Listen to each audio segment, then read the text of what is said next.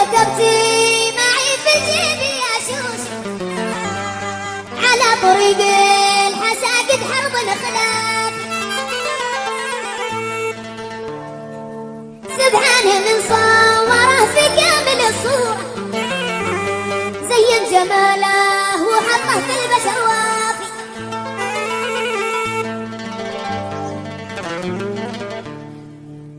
وعلى تلوزر يشوه